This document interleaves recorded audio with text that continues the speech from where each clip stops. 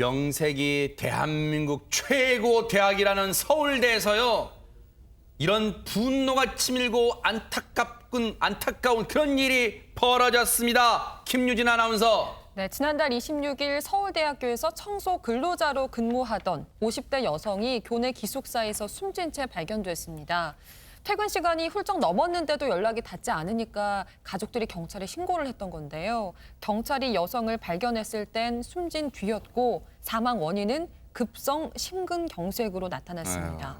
하지만 이분이 평소에 지병이 없었다고 전해지고 있는데요.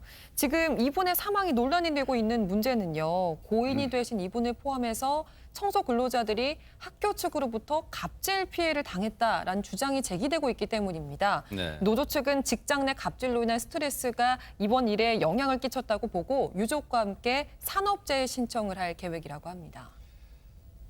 안타깝게도 이 청소 노동자분이 숨지셨어요. 근데 유족과요. 지금 노조 측은 이번에 사망하신 분을 포함해 서울대 이 청소하시는 근로자분들이 평소에도 직장 내 갑질 그리고 이게 무슨 얘기입니까? 군대식 근로 환경에서 시달렸다고 하는데요. 자, 차근차근 얘기를 듣고 풀어가 보도록 하겠습니다. 아내는 공채를 통과했기에 건강했고 기숙사 중에는 가장 힘들고 오래된 925동에서 자식 같은 학생들이 좋은 환경에서 생활할 수 있도록 열심히 일을 했습니다. 코로나로 인해 학생들은 기숙사에서 배달 음식을 먹어야 했기에 쓰레기의 양은 매우 많았다고 합니다. 그렇게 고된 1년 6개월의 시간을 보냈지만 학교 측은 어떠한 조치도 취해주지 않았고 도리어 군대식으로 관리가 됐다고 합니다. 우리가 상식적으로 생각해봐도 코로나 국면에서 음식을 시켜 먹다 보니까 평소보다 코로나가 없던 시절에 비하면 엄청나게 양이 늘었을 거란 말이에요. 안진용 기자님. 네, 이 숨진 이 씨는요, 이 여학생 기숙사 925동을 혼자 담당을 했습니다. 근데 아까 유족이 이런 얘기를 했죠. 가장 힘들고 오래된 건물이라고요. 이게 무슨 의미냐면요. 4층 건물인데 승강기가 없었습니다. 하하. 그래서 100리터짜리 쓰레기 봉투에 음식물 쓰레기 그리고 재활용 쓰레기를 담아서 이 4층짜리 계단을 오르내리기를 반복을 했던 거죠. 노조에 따르면요. 바로 여긴가 보네요, 지금. 네, 맞습니다. 이 100리터짜리 쓰레기 봉투를 갖고 최소 하루에 6번에서 7번 정도 날라야 됐고요. 병 같은 경우는 무게가 더 크기 때문에 손이 저릴 정도였다고 밝혔습니다. 네. 김복준 의원님, 사망하신 분은 예순을 바라보는 나이셨다고 합니다. 평소에 지병도 없다고 이제 유족 측은 말씀하시고 그런데 앞서 이제 휴게실 모습이 잠깐 나왔는지 모르겠습니다만 휴게실의 어떤 상황도 쉴 수가 없는 이곳이 휴게실이에요, 세상에. 네. 근데 이게 무슨 만약에 이 휴게실에서 사망하시면 혼자 널찍하게 쉬셨겠어요? 그거 아니잖아요. 그렇지 않습니다. 저 기숙사 925동 건물은요. 준공한 지가 38년이 지난 아주 낡은 그 건물이에요. 네. 그러다 보니까 뭐 화장실, 샤워실, 휴게 공간 같은 게 거의 시설이 형편없는 것 같습니다. 거기에다가 이 청소노동자 하시는 분들 휴게실은요. 6명이 사용한다는 겁니다. 그래서 너무 좁아서 저곳에 6분 쉬신다는 여섯 거예요. 분이 동시에 들어가면 몸을 겨우 이렇게 그냥 그 붙여서 누울 정도 이렇다고 해요. 네. 이거 사망하신 그 이 씨 같은 경우 이제 26일 날 아침 8시 정도에 출근하시는 것 같아요. 네. 그래서 이제 저분이 하시는 일이 쓰레기 수거하고 기숙사 청소하고 이렇게 하는 것 같은데 당일날 굉장히 힘들었던 것 같아요. 이제 그런 상황에서 이런 일이 생긴 것 같은데 선진국이라는 얘기, 살기 좋은 나라, 살기 좋은 사회라는 개념은요.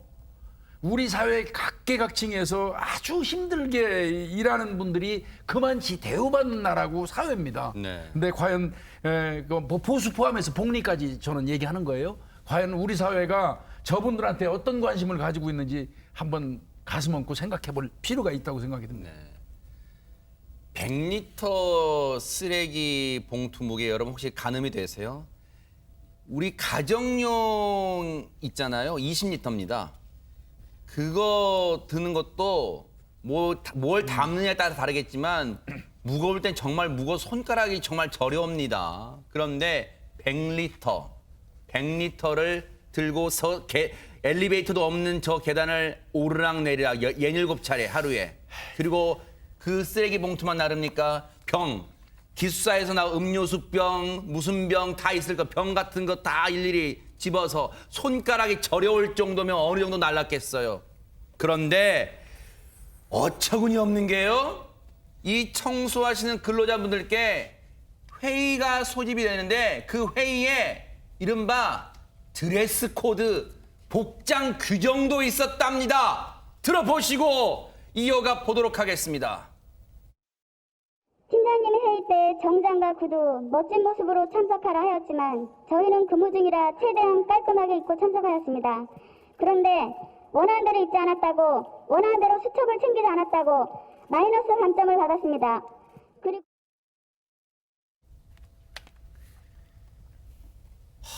최진범 교수님, 이게 지금 뭐 하자는 겁니까?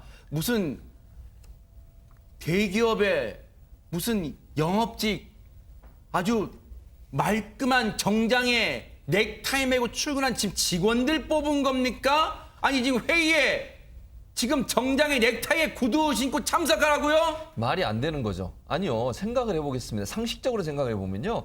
업무를 하기 전에 회의할 때는 그 업무에 적절한 옷을 입고 오는 거예요. 이분들이 하시는 업무가 청소 업무십니다. 청소하기에 가장 적합한 옷을 입고 오면 되는 거예요. 그리고 나서 회의를 하고 바로 흩어져서 일하는 거잖아요. 아니 회의하는데 왜 지금 드레스, 남자는 정장 또는 남방에 멋진 구두를 신는다고요? 그게 청소하는 분의 복장하고 무슨 연관성이 있습니까 대체? 그리고 펜하고 수첩을 안 갖고 왔다고 감점을 시켜요? 아니 펜하고 수첩 안 갖고 올 수도 있죠. 그게 뭐 감점 요인입니까? 이분들이 공부하러 오셨습니까 학교에? 청소하러 오신 분들이잖아요. 청소만 잘하시면 되는 거예요. 또 청소를 잘할 수 있도록 팀장이라는 사람은 적극적으로 도와주고 환경을 만들어주는 건데 도리어 청소에 방해되는 일을 하고 있어요. 아니 저분들이 정장 입고 남방 멋진 구두 신고 와서 청소하는데 불편하시잖아요.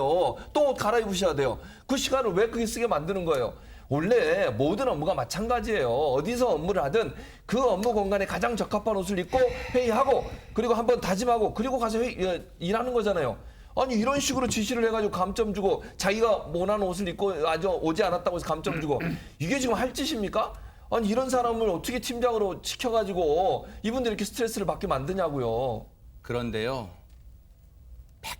100번 양보해서요. 진짜 100번 양보해서 뉴스파이터를 보시는 시청자분들 중엔 그런 분은 안 계시겠지만 그래도 100번 양보해서요.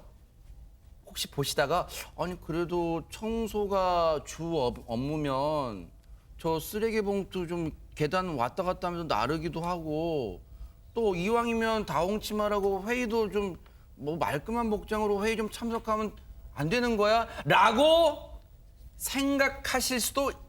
생각하는 분도 계실 수도 있어요. 그런데 더 어처구니 없는 일이 있다고 합니다. 얘기 들어보시고 이어가 보도록 하겠습니다.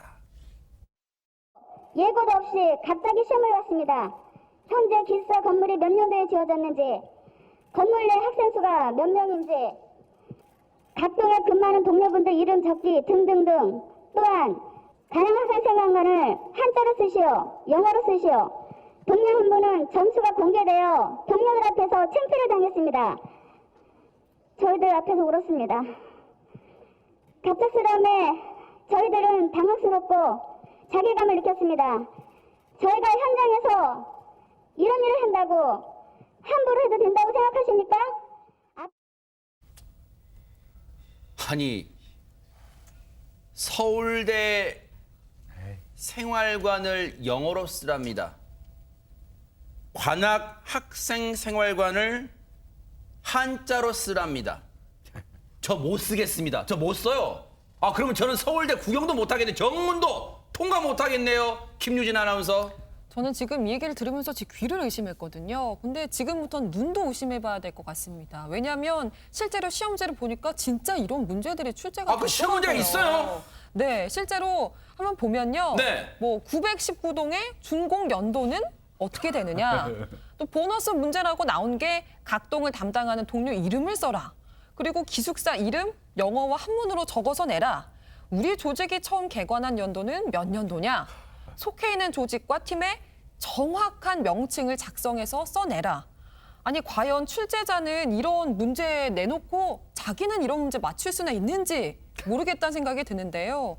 청소와 미화 업무와 전혀 상관없는 문제를 출제를 하고 게다가 점수를 공개해서 면박과 모욕감까지 줬다고 하는 게 지금 노조 측의 주장인데요. 그러면서 노조는 지난달에 안전관리팀장이 새로 부임한 뒤에 이런 갑질이 늘어났다라고 주장을 하고 있습니다. 이와 관련해서 서울대 관계자는 일하는 곳에 대해 자세히 알아야 한다는 생각에 시험을 치르게 했다. 그리고 원하는 사람에 대해서만 자발적으로 시험을 보도록 했고 별다른 불이익도 없었던 것으로 안다. 이런 해명을 내놨습니다. 김복준 의원님 얘기 한번 듣고 가야겠어요. 도저히 못 참겠습니다. 어떻게 봐야 됩니까? 이 사람 설마 우리나라 최고의 대학에서 그 수뇌부 쪽에 있는 대표되는 분들이 이런 거 시키진 않았을 거예요. 저는 이 사람 독단의 어떤 그 문제점이라고 생각하겠습니다. 그렇게 네. 그래야지 좀 서글프지 않을 것 같은데 네. 속된 말로 이 대장놀이 하고 있네요. 아하. 그리고 우리나라 최고의 대학이라고 아마 생각해서 본인이 거기에 근무하니까 속된 말로 명성과 지식이 있으면 뭐예요? 휴머니즘이 없는데 인간성이 없는데 이분 정말 상당히 심각하다는 생각 들고요. 네. 이거 지적 허용입니다. 아니 청소하시는 것과 즉 건물을 깨끗하게 하는 업무와 이 건물은 몇 년도에 준공이 됐습니까? 그게 무슨 상관이에요, 최재문 교수님? 아무런 상관이 없죠. 그리고 한자로 영어로 쓰라는 게 무슨 의미가 있습니까? 아니, 업무와 관련된 것에 대해서 질문을 하려면 본인이 저분들이 그걸 알아야 될 이유가 뭐가 있냐는 거예요. 건물 이름 아시잖아요. 이거 건물 이름 뭔지 알아요. 근데 그걸 영어로 알아야 됩니까? 한자로 알아야 됩니까? 그게 청소 노동하시는 일하고 무슨 연관성이 있냐는 거예요. 그리고 청소 노동하러 오신 분한테 청소만 잘하면 되지 시험을 왜 봅니까 대체? 이게 청소 업무하고 직접적인 연관이 있습니까 대체? 무슨 이유예요 대체? 저는요 네. 도저히 이해가 안 돼요. 이게 서울대 그 관리팀장, 안전관리팀장이라는 사람 행동이요. 저는 도저히 이해를 못하겠고요. 서울대는 2년 전에도 청소 근로자가 숨진 채 발견돼서 논란이 된 적이 있었습니다. 세상에. 그때도.